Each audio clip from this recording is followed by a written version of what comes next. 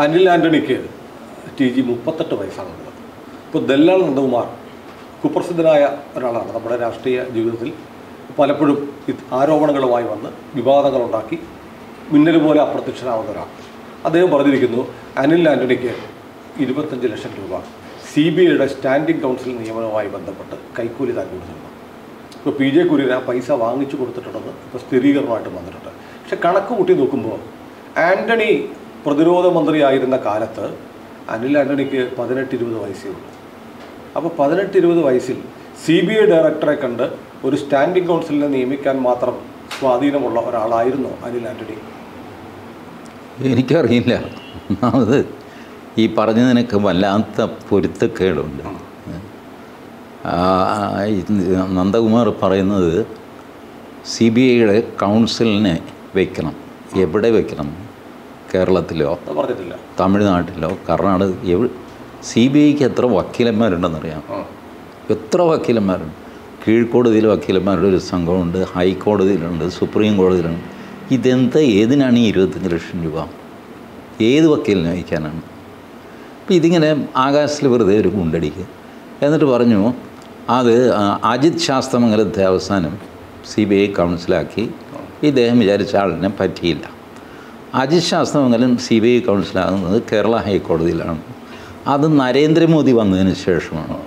ഇപ്പോൾ AK ആൻ്റണിയുടെ മകൻ നരേന്ദ്രമോദി വന്നതിന് ശേഷം CBI കൗൺസിലിനെ വയ്ക്കാനായിട്ട് ഇങ്ങേരടുത്ത് കാശ് മേടിച്ചു തന്ന് ഇത് മൊത്തത്തിൽ അങ്ങ് ഒക്കുന്നില്ല. എങ്ങും എത്താത്ത ഒരു സാധനമാണ്. അജിത് ശാസ്ത്രമംഗലം പിന്നെ 2.5 വർഷം CBI കൗൺസിലായിരുന്നു, പിന്നെ മാറി. അദ്ദേഹം ഇപ്പോഴും തിരുവനന്തപുരത്തുണ്ട്. ഇവരാരും മരിച്ചു പോയിട്ടൊന്നുമില്ല, ചോദിക്കാവുന്നേ ഉള്ളൂ. ഞാനൊരു കാര്യം പറയട്ടെ. ഈ AK ആൻ്റണി രാഷ്ട്രീയത്തിൽ ഒരുപാട് പയറ്റിത്തെളിഞ്ഞ് ഇപ്പോൾ വിശ്രമ ജീവിതം നയിക്കുന്ന മനുഷ്യനാണ്. ഇപ്പോഴും ആവുന്ന രാഷ്ട്രീയം അദ്ദേഹം പത്രസമ്മേളനം നടത്തി വിളിച്ചു പറഞ്ഞു അദ്ദേഹത്തിൻ്റെ പാർട്ടിക്ക് വേണ്ടിയിട്ട്. പക്ഷേ ഒരു കാര്യം മനസ്സിലാക്കുക, ഇത്രയും കാലത്തിനിടയ്ക്ക് 5 പൈസയുടെ അഴിമതി ആ മനുഷ്യൻ്റെ പേരിൽ വന്നിട്ടില്ല. ശത്രുക്കൾ പോലും ആരോപിച്ചിട്ടില്ല. ഏറ്റവും ഹീനമായ അഴിമതി ആരോപണങ്ങളൊക്കെ ഉന്നയിക്കുന്നവരാണ് രാഷ്ട്രീയ കക്ഷികൾ. അതിന് വലിയ തെളിവോ സംഗതിയോ ഒന്നും വേണ്ട, ചുമ്മാ അതങ്ങോട്ട് അങ്ങ് ചെയ്യും. പക്ഷേ ഇതുപോലും ആൻ്റണിയുടെ നേർക്കുണ്ടായിട്ടില്ല. ആൻ്റണി മുഖ്യമന്ത്രിയായിരുന്ന സമയത്ത് എനിക്ക് ഓർമ്മയുണ്ട്, ആൻ്റണിയുടെ അനിയൻ AK ജോൺ ഈ ചേർത്തല ഇരുമ്പുപാലത്തിൻ്റെ കൈവരിയിൽ അനാഥനായിട്ടിരിക്കും. കാരണം ചേട്ടൻ്റെ ഉത്തരവാണ് തിരുവനന്തപുരത്ത് വന്നു പോകരുത്. ഒരു ജെനുവൻലി ഒരു ജോലിക്ക് അപേക്ഷിക്കാനായിട്ട് തിരുവനന്തപുരത്ത് പോകാൻ പാടില്ല. തിരുവനന്തപുരത്ത് വന്നു പോകരുത്. AK ആൻ്റണിയുടെ കാറിൽ ഒരു മനുഷ്യനെ കയറ്റില്ല. ഉമ്മൻചാണ്ടിയുടെ കാറിലാണെങ്കിൽ തൃശ്ശൂർ പൂരത്തിനുള്ള ആൾ കയറും, ഉമ്മൻചാണ്ടിക്ക് സ്ഥലം ഉണ്ടാവില്ല. ഒന്ന് ഞാനും കൂടെ കയറിക്കോട്ടെ എന്നൊക്കെ പറഞ്ഞിട്ടാണ് ഉമ്മൻചാണ്ടിക്ക്. AK ആൻ്റണി ആരെയും കാറിൽ കയറ്റില്ല. കയറ്റാത്തത് പിശുക്ക് കൊണ്ടോ ധാർഷ്ട്യം കൊണ്ടോ അല്ല. ആരെങ്കിലും തൻ്റെ കാറിൽ കയറി കഴിഞ്ഞാൽ അയാൾ മുഖ്യമന്ത്രിയുമായിട്ട് അടുപ്പമുള്ളവനാണെന്ന് മറ്റുള്ളവർ ധരിക്കുകയും അത് ഇയാൾ മുതലെടുക്കുകയും ചെയ്യും. അതുകൊണ്ട് ആരെയും കയറ്റില്ല ആൻ്റണി മന്ത്രിയായിരുന്നപ്പോൾ. ഇതാണ് ആൻ്റണിയുടെ സ്വഭാവം. ഈ ആൻ്റണിയുടെ വീട്ടിലെ ഓഫീസിൽ നിന്ന് ഡിഫൻസ് രേഖകൾ ഫോട്ടോ കോപ്പി എടുത്തിട്ട് അനിൽ ആൻ്റണി വിറ്റു എന്നാണ് നന്ദകുമാർ പറയുന്നത്. ഞാൻ രാജ്യസഭയിൽ ഈ മൻമോഹൻ സിംഗിൻ്റെ ഭരണകാലത്താണ് രാജ്യസഭയിൽ അരുൺ ജെയ്റ്റ്ലിയുടെ ഒരു പ്രസംഗമുണ്ട്. AK ആൻ്റണിയെ നോക്കി തൊഴുതിട്ട് അരുൺ ജെയ്റ്റ്ലി പറയുന്നു, അങ്ങ് ദൈവത്തെ ഓർത്ത് ഡിഫൻസ് മെറ്റീരിയൽ വാങ്ങണം. ഞങ്ങൾ അഴിമതി ആരോപണം ഉന്നയിക്കില്ല, ഞാൻ സത്യം ചെയ്യാം. ഞങ്ങളെ ഭയന്നിട്ട് തീരുമാനം എടുക്കാതിരിക്കരുത്, ധൈര്യമായിട്ട് തീരുമാനമെടുക്കും. അന്ന് എന്താണെന്ന് വെച്ച് കഴിഞ്ഞാൽ ഒരു ബാറ്ററി വാങ്ങിച്ചു കൊടുക്കാൻ പറ്റാഞ്ഞിട്ട് ഇവിടെ അന്തർവാഹിനിയിൽ പൊട്ടലുണ്ടായിട്ട് 7 നാവികർ മരിച്ചു. അപ്പം അന്ന് വലിയ പ്രശ്നമുണ്ടായി. കാരണം ഈ ബാറ്ററി വാങ്ങാനുള്ള ഫയൽ പോലും മുന്നോട്ട് പോകുന്നില്ല. ആൻ്റണിക്ക് പേടിയാണ്. അവിടെ തൊട്ട് ഇവിടെ അഴിമതി ആരോപണം വരും. ഇങ്ങനെ പഞ്ചസാര കുംഭകോണമെന്ന് ആരോ പറഞ്ഞു എന്നുള്ള കേട്ടില്ല. അതിനു മുമ്പ് പുള്ളി കേന്ദ്രമന്ത്രി സ്ഥാനം രാജിവെച്ചു, ഇങ്ങോട്ട് വണ്ടി കയറി. ഇങ്ങനെയാണ് AK ആൻ്റണി പ്രവർത്തിക്കുന്നത്. ആ AK ആൻ്റണിയുടെ ഓഫീസിൽ നിന്ന് സെക്രട്ടേറിയറ്റിലെ ഓഫീസ്, സെൻട്രൽ സെക്രട്ടേറിയറ്റിലെ ഓഫീസല്ല, വീട്ടിലൊരു ഓഫീസ് ഉണ്ടാവില്ല. ആ ഓഫീസിൽ നിന്ന് ഡിഫൻസിൻ്റെ ഫോട്ടോ കോപ്പി എടുത്ത് വിറ്റു എന്ന് പറഞ്ഞാൽ എന്ത് ഡിഫൻസ് രഹസ്യമൊന്നും ഇങ്ങനെ ആഫീസിൽ അങ്ങോട്ട് കൊണ്ട് തട്ടിക്കളിക്കുന്ന സാധനമല്ല. ഒരാൾക്കും അത് കൈകൊണ്ട് തൊടാൻ പറ്റില്ല. എന്തൊരു സെക്യൂരിറ്റിയിലാണ് അതൊക്കെ ഈ AK ആൻ്റണി ആണെങ്കിൽ ഡിഫൻസിൻ്റെ ഒരു ഫയൽ കെട്ടിപ്പിടിച്ചിട്ടായിരിക്കും കാറിൽ വീട്ടിലേക്ക് കൊണ്ടുവരുന്നത്. നേരെ അദ്ദേഹത്തിൻ്റെ ബെഡ്റൂമിൽ എലിസബത്ത് പോലും കാണുന്നില്ല. ആ രീതിയിൽ വയ്ക്കുന്ന ആളാണ്. പേടിച്ചിട്ടാണല്ല, അദ്ദേഹം സ്മാർട്ടായതുകൊണ്ടല്ല, വല്ലാതെ ഭയമായിരുന്നു AK ആൻ്റണിക്ക് ആരെങ്കിലും എന്തെങ്കിലും ചോർത്തി പ്രശ്നമാക്കുമെന്ന്. ഇപ്പോൾ ഈ വാസ്തവത്തിൽ ഈ നന്ദകുമാറിൻ്റെ ഈ ആരോപണം ചെന്ന് പതിക്കുന്നത് ജീവിതത്തിൽ ആദ്യമായിട്ട് AK ആൻ്റണി എന്ന കറപുരളാത്ത രാഷ്ട്രീയക്കാരൻ്റെ ഖദർ ഷർട്ടിലാണ് ഈ മഷി വീണിരിക്കുന്നത്. അദ്ദേഹം വേണം ഇത് ക്ലിയർ ചെയ്യാൻ. അതായത് സ്വാഭാവികമായും ചെറിയ പയ്യനായിരുന്ന അനിൽ ആൻ്റണി അച്ഛന് കൊടുക്കാൻ വേണ്ടി വാങ്ങിച്ചതാണെന്ന് വ്യാഖ്യാനിക്കപ്പെടാം. അല്ല, ഈ അച്ഛനെ വെച്ച് മകൻ കൈക്കൂലി വാങ്ങുക ഇതൊക്കെ നടക്കുന്ന കാര്യമാണ്. പലരുമൊക്കെ ചെയ്യാറൊക്കെ ഉണ്ട്. അച്ഛനെ കൊണ്ട് ഞാൻ ചെയ്യിച്ചു തരാമെന്ന് പറഞ്ഞു. പക്ഷേ ഈ അച്ഛൻ്റെ ക്യാരക്ടർ അറിയാവുന്ന ആരും തന്നെ മകന് കാശ് കൊടുക്കുകയില്ല. AK Antony is well known for this. പക്ഷേ PJ കുര്യൻ പറയുന്നു ദല്ലാൾ നന്ദകുമാർ വന്നപ്പോൾ ഞാൻ മേടിച്ചു കൊടുത്തു. PJ കുര്യൻ പറയുന്നത് എന്താ, ദല്ലാൾ നന്ദകുമാറിന് കാശ് കിട്ടാനുണ്ട് എന്ന് അനിൽ ആൻ്റണി കാശ് കിട്ടാനുണ്ടെന്ന് അയാൾ വന്ന് എന്നോട് പറഞ്ഞു. ഞാൻ പറഞ്ഞു കിട്ടാനുണ്ടെങ്കിൽ ഞാൻ പറയാമെന്ന് പറഞ്ഞു. ഞാൻ അനിൽ ആൻ്റണിയോടും പറഞ്ഞു, AK ആൻ്റണിയോടും പറഞ്ഞു. രണ്ടും PJ കുര്യൻ പറയുന്നു. അപ്പോൾ AK ആൻ്റണിക്ക് ഈ സംഭവം അറിയാം, എന്തോ ഒരു കാശിടപാട് നടന്നിട്ടുണ്ടെന്നറിയാം. AK ആൻ്റണി തുറന്ന് പറയട്ടെ. പിന്നെ PJ കുര്യൻ എന്താ ഈ ദല്ലാൾ നന്ദകുമാറുമായിട്ട് അടുപ്പം? താൻ ഡൽഹിയിൽ വെച്ച് കണ്ടിട്ടുണ്ട്, വെറുതെ കണ്ടു കഴിഞ്ഞാൽ അടുപ്പം ഉണ്ടാവുക. ഞാൻ PJ കുര്യനെ കണ്ടിട്ടുണ്ട്, പുള്ളി നടന്നു പോകുന്നത്. ഞാനുമായിട്ട് അടുപ്പമുണ്ടോ കുര്യന്? ഈ കണ്ട ആളിനോട് അടുപ്പം ഉണ്ടായത് എങ്ങനെയാണ്? അത് PJ കുര്യനെ വിശദീകരിക്കേണ്ടിയിരിക്കുന്നു. ഒരു അനിൽ ആൻ്റണി കാശ് തരാനുണ്ടെങ്കിൽ എന്തുകൊണ്ട് നന്ദകുമാർ PJ കുര്യനെ പോയി കണ്ടു? PJ കുര്യനെ ആരായിരുന്നു അന്ന്? എന്തായിരുന്നു അദ്ദേഹം ഹോൾഡ് ചെയ്ത പൊസിഷൻ? ഇവർ തമ്മിൽ എന്താണ് ബന്ധം? ഇതൊക്കെ നോക്കേണ്ടതല്ലേ? അല്ല, ഈ ദല്ലാൾ നന്ദകുമാർ ഒരു കാലത്ത് കേരള രാഷ്ട്രീയത്തിൽ വലിയ വിവാദ പുരുഷനായിരുന്നു. VS അച്യുതാനന്ദൻ്റെ ആളായിരുന്നു. പിണറായി വിജയനെതിരെ ലാവ്ലിൻ കേസുകൾ കൊടുത്ത് അതുമായി ഒരുപാട് മുന്നോട്ട് പോയി. പക്ഷേ വളരെ പെട്ടെന്ന് ഇപ്പോൾ പിണറായിയുടെ ആളാണ് നന്ദകുമാർ. നമുക്ക് ഈ നന്ദകുമാറിനെ പറ്റി വെറുതെ യൂട്യൂബിൽ സെർച്ച് ചെയ്ത് കഴിഞ്ഞാൽ ഇദ്ദേഹം ഉണ്ടാക്കിയ വാർത്തകൾ ഇങ്ങനെ അറിയാൻ പറ്റും. ഒന്ന്, ഉമ്മൻചാണ്ടിയെ പറ്റി വേണ്ടാത്ത ആരോപണം അടങ്ങുന്ന 25 പേജിൻ്റെ കത്ത്. അത് ഞാൻ അച്യുതാനന്ദനെ കാണിച്ചു, പിണറായി വിജയനെ കാണിച്ചു, ഇത് പത്രങ്ങൾക്ക് കൊടുക്കട്ടെ എന്ന് ചോദിച്ചു. പിണറായി ഒന്നും മിണ്ടിയില്ല. പക്ഷേ പിണറായിയുടെ മുഖത്തെ ഭാവം കൊണ്ട് ഞാനത് ഇത് ചെയ്തു. അച്യുതാനന്ദനെ കാണിച്ചു. അച്യുതാനന്ദന് ഉമ്മൻചാണ്ടിയോട് ദേഷ്യമൊക്കെ ഉണ്ടായിരുന്നു. പക്ഷേ ഈ അശ്ലീല പ്രചരണം വഴി അച്യുതാനന്ദനെ ഉമ്മൻചാണ്ടിയെ ഇല്ലാതാക്കണം എന്ന് Achuthanandan മോഹിച്ചിരുന്നില്ല.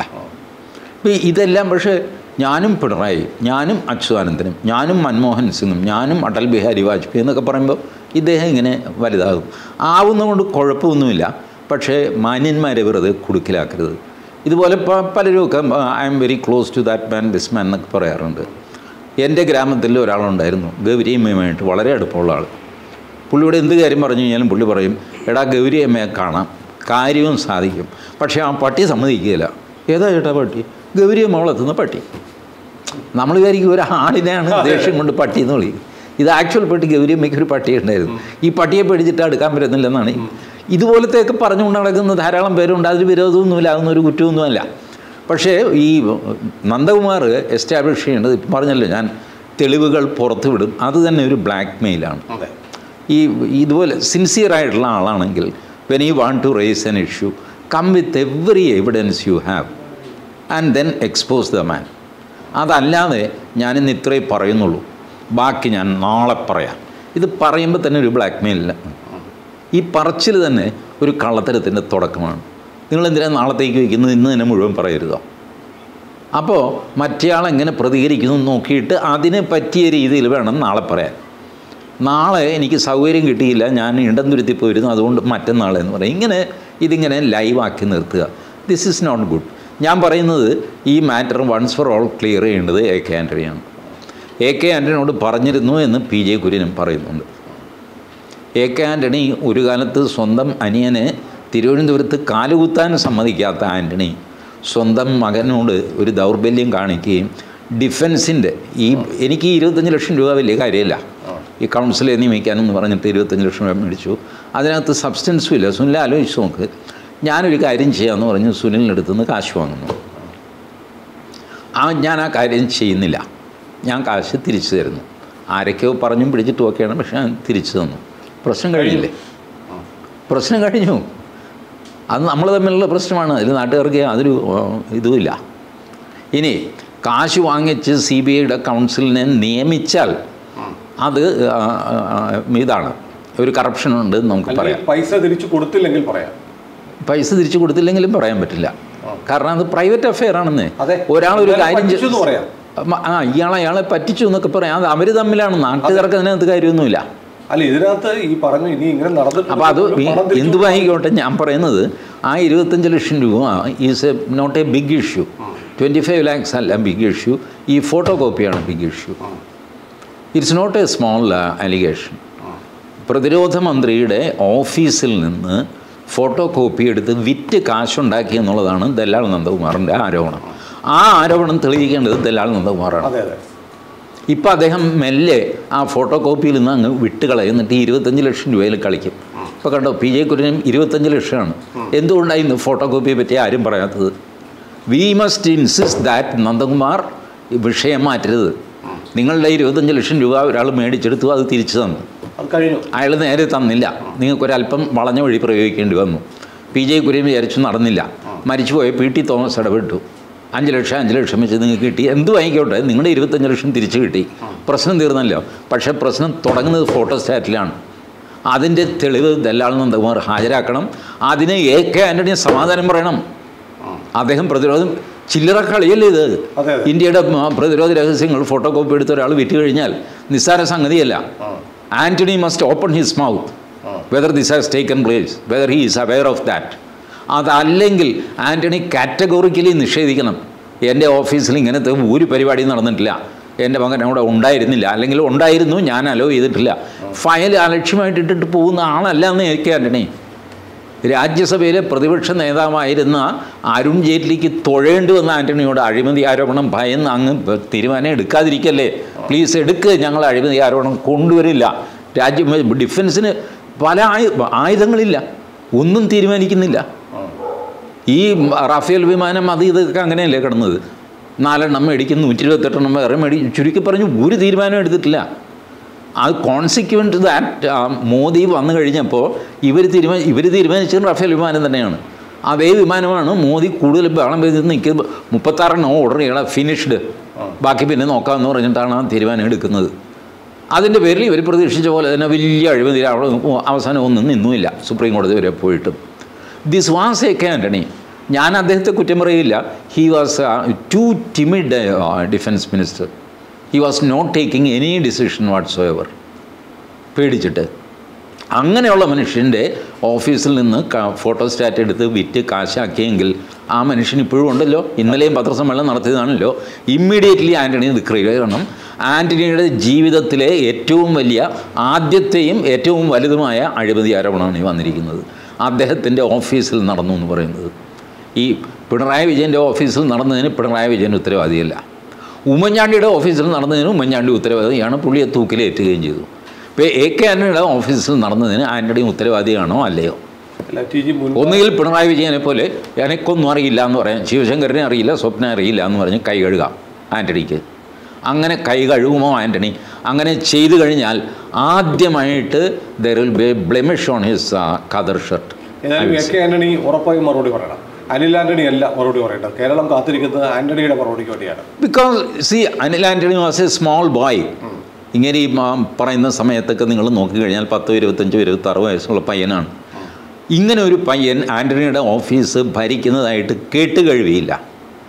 If he was so powerful to take a photocopy of defense documents, then definitely he will become a figure in Delhi. Internationally അറിയപ്പെടും. ഇന്ത്യയുടെ ഏത് രഹസ്യം ആ പയ്യനോട് പറഞ്ഞാൽ മതി, അവൻ ചോർത്തി എടുത്തു തരും. അച്ഛൻ്റെ ഫയൽ മുഴുവൻ അവന് ആക്സസ് ഉണ്ട്. ഇത് AK ആൻ്റണി ക്ലാരിഫൈ ചെയ്യേണ്ടതാണ്. അദ്ദേഹത്തിൻ്റെ ഓഫീസിൽ മകന് ഈ ആക്സസ് ഉണ്ടായിരുന്നോ? കോൺഫിഡൻഷ്യൽ ടോപ്പ് സീക്രട്ട് ആയിട്ടുള്ള ഡിഫൻസ് ഫയൽ AK ആൻ്റണിയുടെ മകൻ അനിൽ ആൻ്റണി തുറന്ന് നോക്കിയിരുന്നോ? Not only that, photo copy എടുത്തു എന്നാണ്. It's a very serious allegation. അപ്പോൾ അത് ആൻ്റണി ക്ലിയർ ചെയ്യണം. It is a challenge to the Congress. കോൺഗ്രസിൻ്റെ ഇപ്പോൾ ജീവിച്ചിരിക്കുന്നവരിൽ ടോപ്പ് മോസ്റ്റ് ലീഡറാണ് AK Antony. One of the top most leader. എനിക്ക് തോന്നുന്നു തെന്നല ബാലകൃഷ്ണൻ ഉള്ള ഇവിടെ ഉണ്ട്. അദ്ദേഹത്തെ ആരും ഇപ്പോൾ ഓർക്കാറൊന്നുമില്ല. ഏതായാലും AK ആൻ്റണി കേരള രാഷ്ട്രീയത്തിലെ, ഇന്ത്യൻ രാഷ്ട്രീയത്തിലെ കോൺഗ്രസിൻ്റെ വളരെ വലിയൊരു നേതാവാണ്. അദ്ദേഹത്തിൻ്റെ നേർക്കാണ് ഈ ആരോപണം വന്നിരിക്കുന്നത്, അല്ലാതെ അനിൽ ആൻ്റണിയുടെ നേർക്കല്ല. അദ്ദേഹം അത് ക്ലാരിഫൈ ചെയ്യണം. നമുക്ക് ആൻ്റണി പറയുമ്പോൾ നോക്കാം. കൂടുതൽ വാർത്തകളും വിശേഷങ്ങളും നിങ്ങളിലേക്ക് എത്താൻ ABC മലയാളം സബ്സ്ക്രൈബ് ചെയ്യുക, ബെൽ ബട്ടണും അമർത്തുക.